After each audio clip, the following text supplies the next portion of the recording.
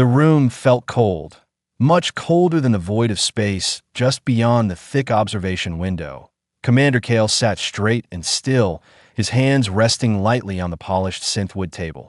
Across from him sat Ambassador Xylos, a being of the KRYL Empire, whose chitinous black armor seemed to absorb all light. This was the neutral zone station Pax Nova, a place built for peace, but currently suffocating under the weight of war's threat. Kale was not a diplomat. He was a soldier. His jaw was set tight, showing the strain of the moment. Next to him, the two members of the Human Council, Senator Varys and Chairman Rowe, shifted nervously in their expensive chairs. They looked pale, their eyes darting between Kale and Xylos. Ambassador Xylos did not speak loudly. Its voice was a low, synthesized clicking sound that echoed in the quiet room. The terms are simple, Commander Kale, the KRYL ambassador stated, its single large optic lens focusing entirely on Kale. The girl, Ilera, must be surrendered to the KRYL authority within 24 standard hours. Failure to comply will result in the immediate nullification of the Treaty of Gallus and the resumption of the War of Expansion. The air seemed to freeze. Millions of lives, countless worlds, and decades of fragile peace hinged on this one impossible demand. Kale knew the price. He had seen the devastation of the last war, but he also knew the principle they were fighting for. Senator Varys leaned forward quickly, his voice a desperate whisper. Commander, we must consider the greater good. The KRYL have intelligence, perhaps accurate, that her unique genetic markers are a threat to their stability. Sacrificing one life to save billions is the logical, mathematically sound choice. Chairman Rowe nodded vehemently, smoothing his gray suit. It is an unfortunate necessity. Kale, we are preparing the transport now. Just sign the release order. It is a military command. Kale felt a slow burn in his chest, a uniquely human defiance rising against the logic of numbers. He slowly pushed himself back from the table, his chair scraping loudly on the floor. The sound was a sharp break in the suffocating silence. He looked at Xylos, the alien's coldness radiating across the table. Tell me, Ambassador. Kale's voice was deep and steady, betraying none of the turmoil inside him. What exactly do you intend to do with Ilera once she is in your authority? Xylos tilted its head slightly, an unnerving, insect-like movement that is outside the scope of this discussion. Commander, she represents a risk factor. We must mitigate the risk. Her cooperation is irrelevant. We simply require her presence. Kale understood immediately that they didn't need Ilera to use her gifts. They needed her body to extract the unique biology they desired. She was not a person to them. She was a resource, a sample. A quiet rage settled over Kale, the kind of focused anger that made him dangerous. He thought of Ilera, a shy, brilliant 20-year-old girl working on retroengineering forgotten human communication systems. She had no idea the fate of the galaxy rested on her rare blood type. He picked up the datapad that held the surrender order, his fingers tracing the cold metal. Varys and Rowe watched him with pleading eyes, praying he would take the easy, terrible way out. Kale took a deep breath, letting the moment hang heavy. He then placed the datapad back down. Untouched, he pushed it towards Xylos with the tip of his index finger. I refuse, Kale said, the two simple words echoing with the finality of a death knell. You will not have her. Not today, not ever. The terms of the peace treaty were built on mutual respect, not on trading human beings like cattle. We do not surrender the innocent. The KRYL ambassador Xylos' lens did not move, but the clicking noise intensified, a sign of extreme displeasure in the KRYL species. You condemn your entire species, Commander. Your sentimental defiance is illogical and disastrous, Xylos stated. Kale stood up completely, towering over the table. He looked at his council members, who now wore expressions of horror and panic. If war is the price of maintaining our humanity, then let war begin, he declared, his eyes locked onto the KRYL ambassador. I will not trade her. I will protect her, and I will protect us all if I have to start fighting alone. Chairman Rowe scrambled up, his voice cracking. Kale, you're under arrest for treason. You have jeopardized human safety. But Kale was already moving, He turned his back on the diplomats and the alien, walking swiftly toward the exit. Treason is giving up our own, he muttered. He had 24 hours to disappear with Alara before the full might of two empires came down on him. The KRYL ambassador's face, for the first time, showed a flicker of something akin to cold surprise. The peace was broken, and the hunt had begun. Kale's boots hit the metal floor of the Pax Nova corridor, the sound muffled by his urgent stride. He ignored the frantic shouts of Chairman Rowe behind him. Stop him. Security. Commander Kale is disavowed. Kale knew he had perhaps 3 minutes before the station's full security lockdown activated. He was no longer a hero. He was a rogue asset, public enemy number one to both human diplomacy and KRYL tyranny. His destination was the private hangar bay of his ship, the Aegis, but first he needed Alara. He took a lesser-used maintenance tunnel, his path lit only by dim emergency lights. He pulled out his secured comms unit, its screen flickering with static. Alara, code Red Alpha. I need you at Hangar Bay 7 now. Do not alert anyone. He reached the residential sector, finding Alara in her small lab, surrounded by ancient, dusty electronics. She looked up, her face questioning but calm, a stark contrast to Kale's controlled panic. Kale, what is code Red Alpha? I thought you were in the negotiations. Kale didn't waste time on pleasantries, his hand grasping her arm gently, but firmly. The negotiations are over. They want you, Alara. The KRYL want your biology, and our council was ready to hand you over for peace. He explained the situation in his sharp, brutal sentences as they moved quickly towards the escape pods area, a distraction point. They agreed to trade me, Alara whispered, the realization hitting her like a physical blow. All her life she thought her unique DNA was just a strange medical footnote, not a galactic bargaining chip. They did, but I refused, Kale confirmed. We're leaving right now. They'll try to arrest us both for treason. The council believes they are saving the species, but they are sacrificing its soul. As they approached the main junction leading to Hangar 7, a familiar figure stepped out from the shadows, blocking their way. It was Pilot Rex, Kale's friend, his wingman for 10 years. Rex was dressed in full station security armor, his plasma rifle raised, not aimed, but ready. Kale, stop. Rex's voice was strained, thick with conflict. They ordered me. The council, they said you went rogue. You jeopardized the entire species for one girl. I can't let you do this. Kale stopped, pushing Alara slightly behind him. He felt the deepest cut of betrayal. Not by an enemy, but by a brother in arms. Rex, listen to me. The KRYL ultimatum was a lie, a setup. They don't just want her genes. They plan to use her capture to mask a massive first strike against the outer colonies. Giving her up wouldn't save anyone. It would just start the war later, and without our shield. Rex shook his head, his helmet concealing his expression. I can't take your word over the entire council. Kale, stand down now. The penalty for armed resistance is death. Kale knew he couldn't kill Rex. He was fast, trained to disable. I won't hurt you, Rex, but I won't stop. Kale activated a small EMP device hidden in his palm, a non-lethal military trick. The EMP blast was brief and focused, hitting Rex's armor with a flash of blue light. Rex staggered back, his rifle clattering uselessly to the floor, his visor flickering. He wasn't dead, just temporarily disabled. Forgive me, brother, Kale whispered, stepping over his friend, but my duty is to protection, not paperwork. Kale and Alara sprinted the final distance to Hangar Bay 7. The Aegis, a sleek, dark Corvette, stood waiting. Kale slammed his hand on the security panel, overriding the station's lockdown command, just as the alarms began to wail across the Pax Nova. They scrambled into the cockpit, Kale strapping himself in. Hold tight, Alara, he ordered. He ignited the main engines, the powerful thrust shaking the entire hangar. He didn't wait for the automatic door cycle. He simply blew the reinforced hangar door outward with a short burst of plasma fire. The Aegis shot out into the cold, black vacuum, leaving a trail of smoke and debris. Kale punched the coordinates for the deep void, a dangerous, uncharted region. Where are we going? Alara asked, her voice steady now, shock replaced by grim determination. Somewhere they won't look, Kale replied, his eyes fixed on the jump drive indicator. We're going off the grid, Alara.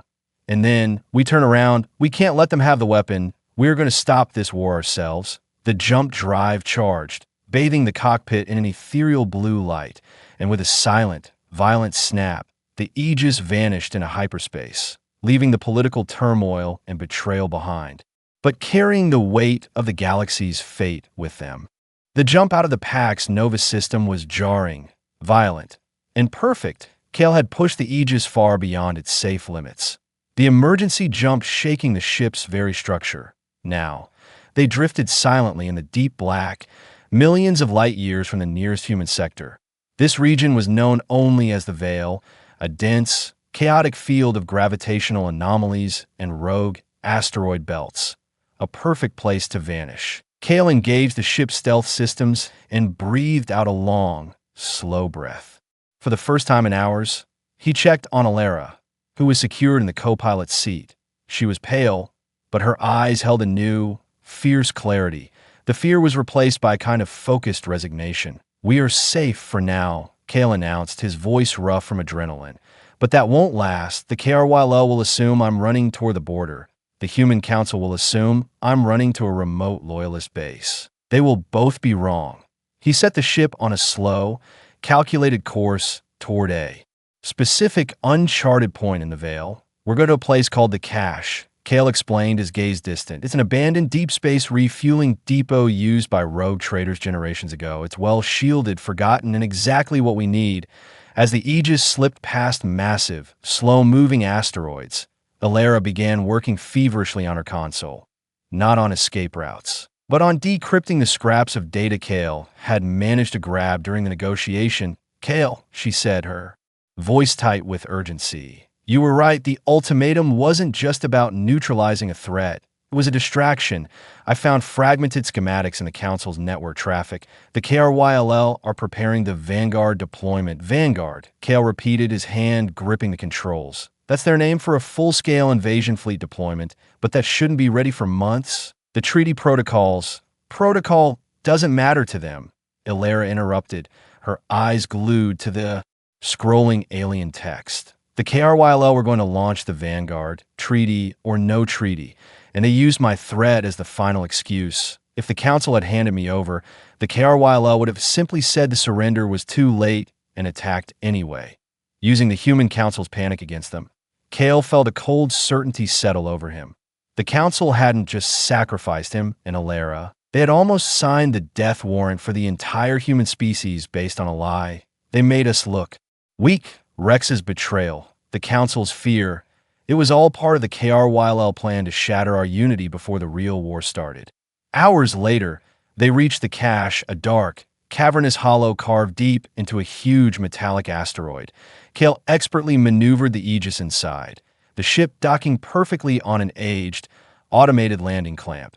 The vast space was quiet, dusty, and felt ancient. Kale immediately began modifying the Aegis, stripping away non-essential sensors and layering the hull with reactive armor plates he'd hidden years ago. Alara, meanwhile, used the Cache's forgotten communication array to try and reach distant, neutral contacts. Suddenly, a weak, highly encrypted signal pierced the silence of the Cache. It was a message from the Pax Nova, not from the KRYL, but from the Human Council. $$ emergency broadcast. Encrypted. Target. Commander KL Kale and Alara watched the transmission play. It was Chairman Rowe, his face sweaty and distorted with fear. "Kale, we know you are out there. The KRYL have mobilized. They didn't stop after you ran. They declared the treaty void anyway. They're claiming your defiance proves human hostility. Kale, you have to surrender now, or they will exterminate the border colonies in retaliation. We are now fighting a war that you started." The message ended, leaving a chilling echo. Alara looked at Kale, her face horrified. "They're blaming you for the war they were too cowardly to stop." Kale stood rigid, his fists clenched. This was the ultimate move. They couldn't catch him, so they used the innocents as leverage. The KRYL were masters of psychological warfare, making humans fight each other. "I didn't start the war, they just blamed it on me," Kale corrected, his voice a low growl. He looked out at the silent stars, the immense weight of the blame settling on his shoulders. "But fine, if they want a war with me at the center, they'll get it." They think I ran. They think I'm weak. They think I'm fighting alone.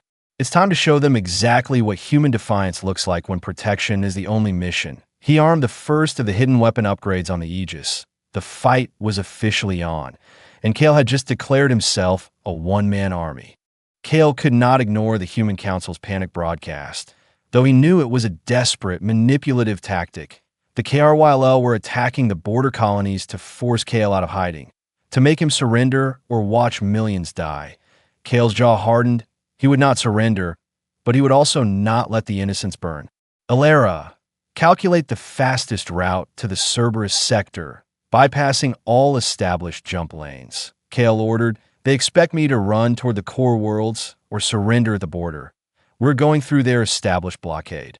Alara's fingers flew across the console, her technical focus a stark contrast to the battle raging in Kale's mind.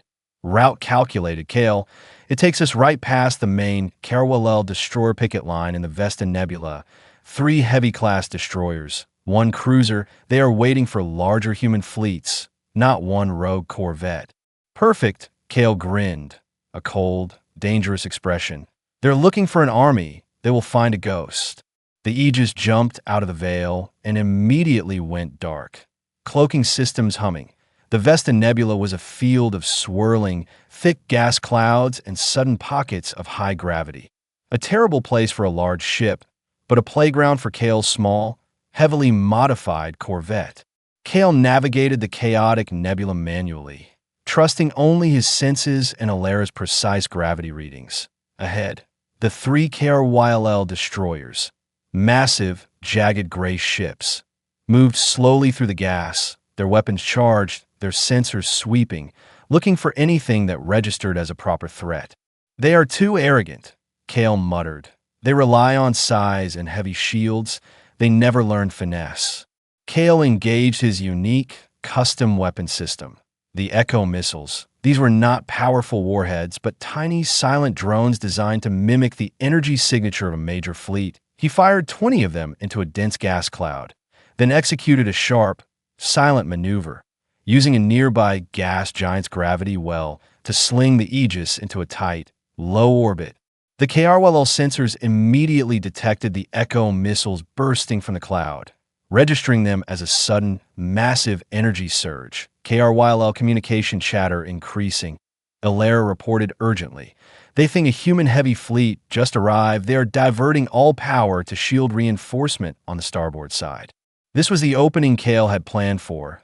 The KRYL focused their defense where the main threat seemed to be, leaving their port side, where the Aegis was actually hiding, almost undefended.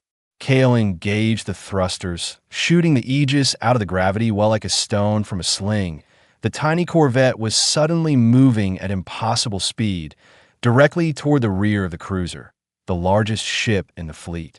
Targeting their primary engine cooling conduits, Alara, Kale commanded, "We are not trying to sink them. We are crippling their speed, make them slow, make them vulnerable."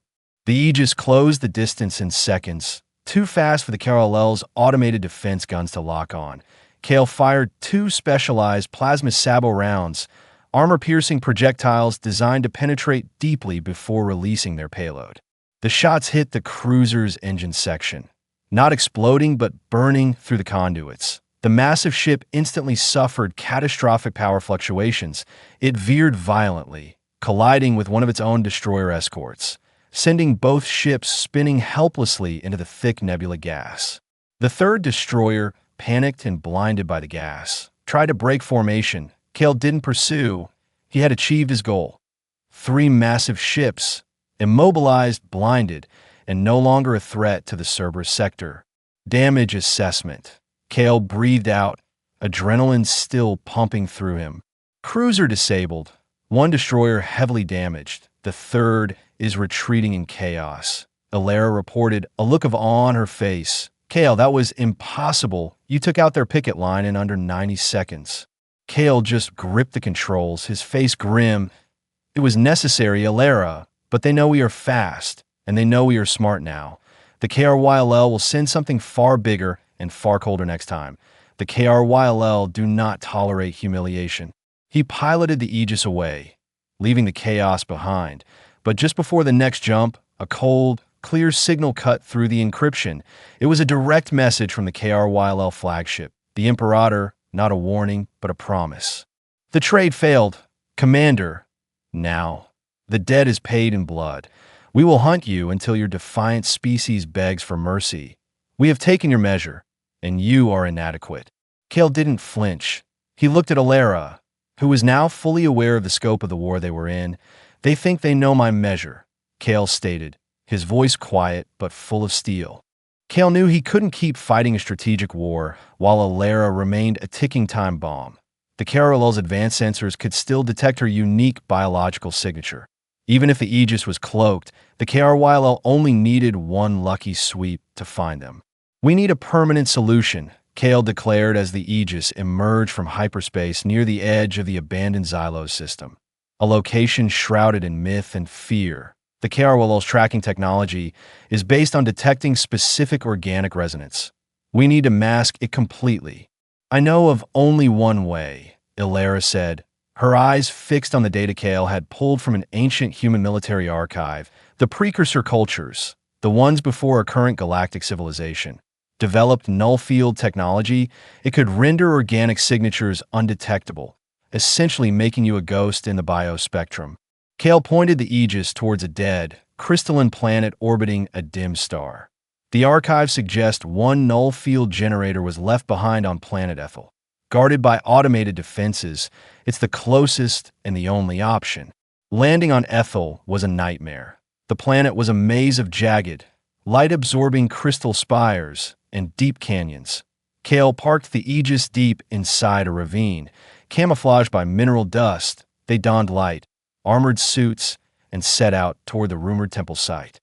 The journey was challenging. The landscape was hostile, filled with unpredictable energy pulses and sudden, violent windstorms. It wasn't the KRYLL or the Human Council they were fighting here, but time and nature's indifference. They found the entrance, a vast hexagonal archway half buried in the crystal dust. Kale activated a geoscanner. The temple runs miles deep, Alara, and the sensor readings are strange. There are no biological guards, only power systems and structural defenses. Inside, the air was still and silent. The corridors were illuminated by soft, pulsing light, but the silence felt heavy, oppressive. The first challenge was a series of laser grids that shifted too fast for Kale's reaction time. Kale tried to find a bypass in the wiring, but Alara stopped him. Wait, Kale, these aren't random. Look at the pulse rate and the pattern intervals. It matches the lost language of the precursors. They are not guards. They are a test. While Kale's military mind saw obstacles to be destroyed or avoided, Alara's engineering mind saw a historical puzzle. She knelt down, tracing symbols on the dusty floor, muttering equations related to ancient energy harmonics. The grids aren't blocking a physical path, Alara declared. They are blocking the wrong frequency. You have to match your suit's internal energy signature to the pulse of the light to pass. Kale followed her precise instructions, adjusting his suit's output. When he walked forward, the laser grid shimmered but passed harmlessly through him. He looked back at Alara, impressed. You are more dangerous than a heavy cruiser, Alara. They continued deeper, facing traps that demanded knowledge over force.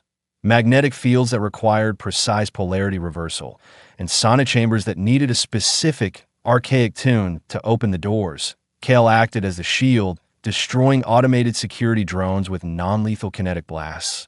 But Alara was the key, the puzzle solver. Finally, they reached the core chamber, a vast, echoing room where a single, small, crystalline device floated in the center. This was the null field generator. But the chamber wasn't empty. Two figures in heavy, camouflage suits were already there. They were not KRYLL, and they were not Human Council military. They were independent smugglers, ruthless and heavily armed.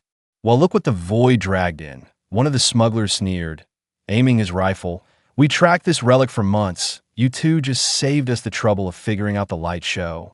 Kale immediately pushed Alara behind a pillar. This was a different kind of fight, fast, messy, and driven by greed. Kale drew his energy pistol. Drop the weapons. This device is not for trade. The smugglers laughed. Everything is for trade. Commander, especially a relic that can make you untouchable. A desperate firefight erupted, not against the massive forces of an empire, but against two greedy men who wanted to sell the relic to the highest bidder. Kale used the pillars and shadows, his soldier training kicking in. While Kale kept the smugglers pinned down, Elara saw her opportunity. She used the ancient precursor console to trigger the final test, a localized, powerful electromagnetic pulse. The EMP blast was contained but strong enough to fry the smugglers' advanced targeting systems. Kale capitalized instantly, knocking both men out with swift, calculated strikes. He then retrieved the null field generator, the small crystal humming softly in his hand. "We have it," Kale said, breathing hard. The success felt immense. A small victory against impossible odds. He placed the device on Alara's suit, activating its slow, silent field. "You are a ghost now, Alara. Let's see them try to find us now." They raced back to the Aegis, knowing the smugglers would soon wake up and raise the alarm. The KRYLL might not find them biologically, but they would find a signal of the Aegis escaping Ethel. The hunt was about to become personal, technological, and even more relentless. Back aboard the Aegis, the atmosphere was one of strained focus. The null field generator hummed quietly on Alara's suit, enveloping her in a subtle energy field that erased her biological footprint from every known sensor. She was truly invisible to the KRLL's most desired tracking methods. "The ghost is created," Kale said, tapping the display, which showed only the Aegis's signature. Elara was simply gone from the sensor map. "Now, we use the ghost to lure the beast." Kale stared at the holographic map displaying the vast KRYLL fleet, which was currently forming a deadly blockade around the Cerberus sector.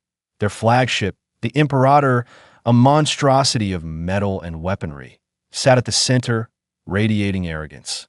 "The KRYLL are obsessed," Kale explained, his strategy already mapped out in his mind.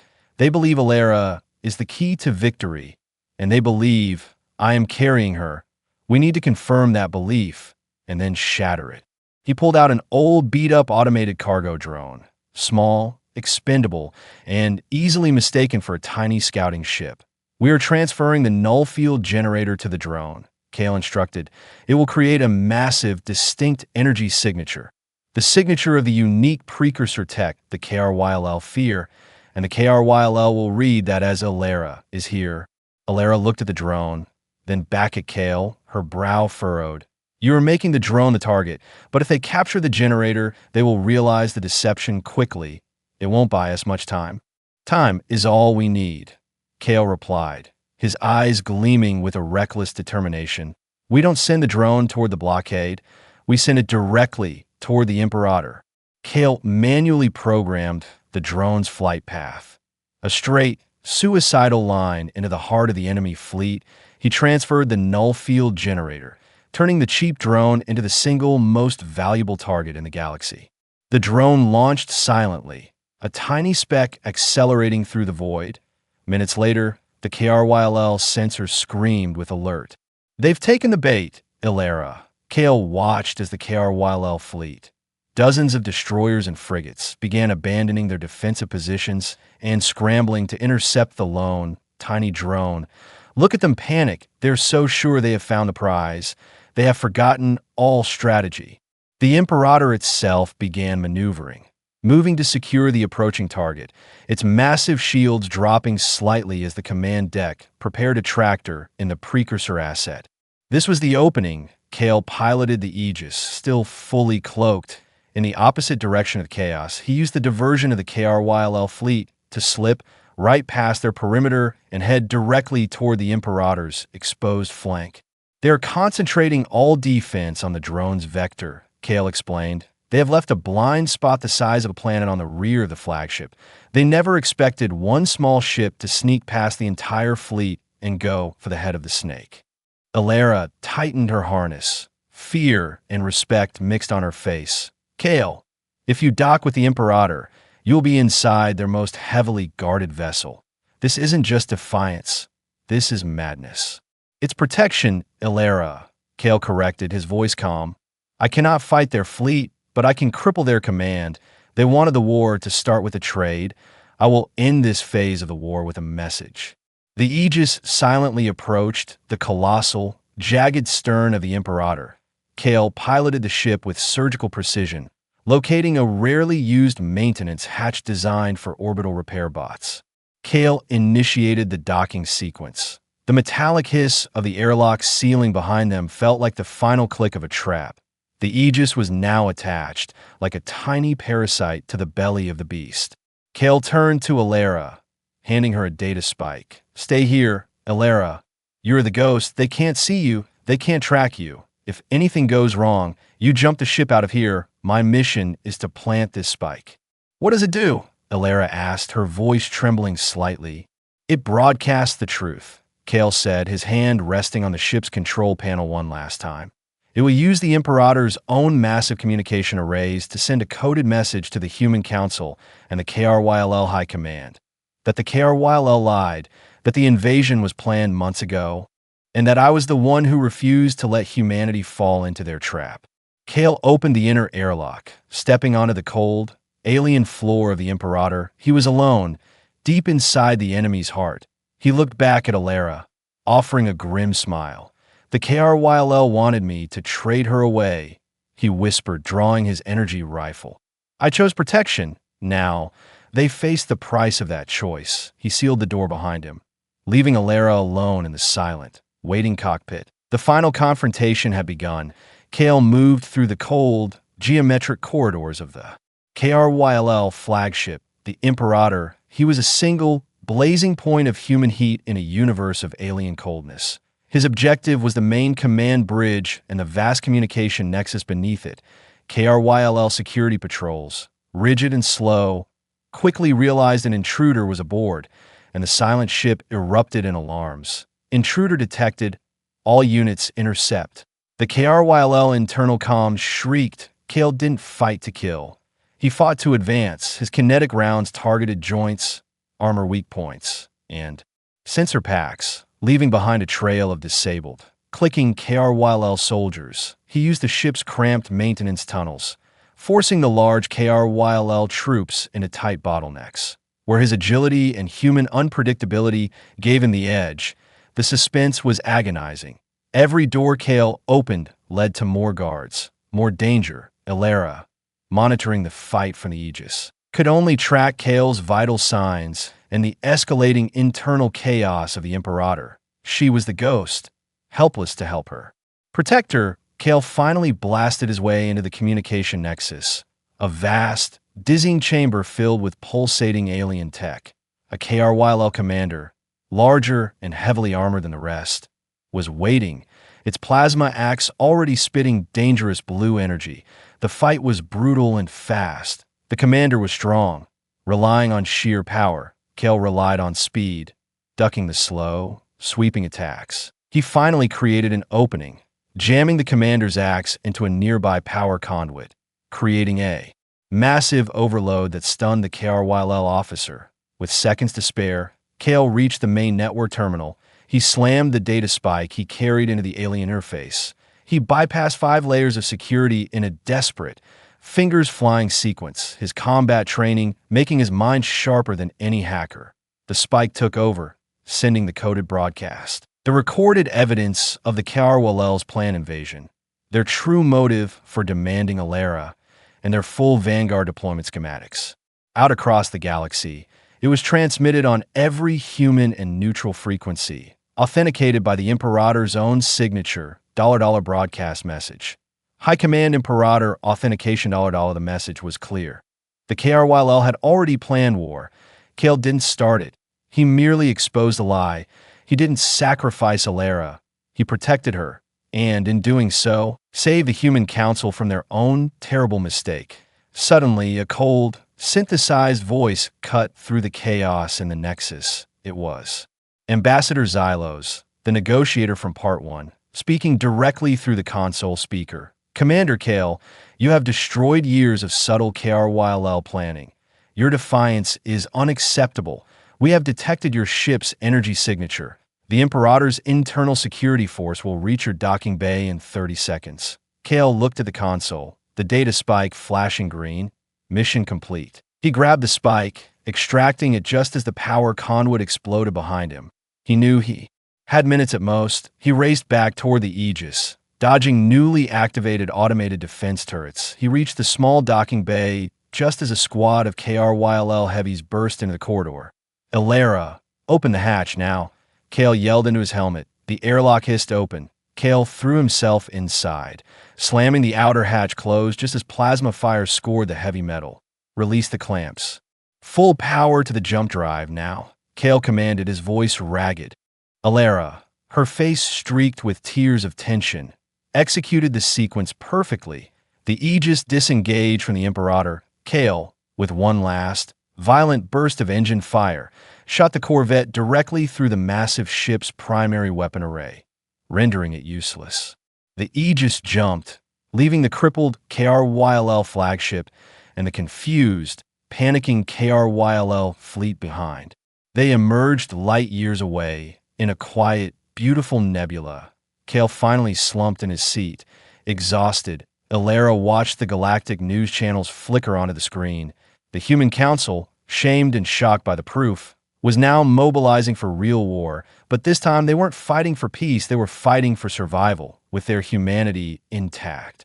Kale, the border colonies, they are safe. The KRYLL invasion stalled because the Imperator is crippled, and the Council knows the truth, Elara whispered, the relief immense. "You didn't just protect me, you protected them all from themselves and the enemy."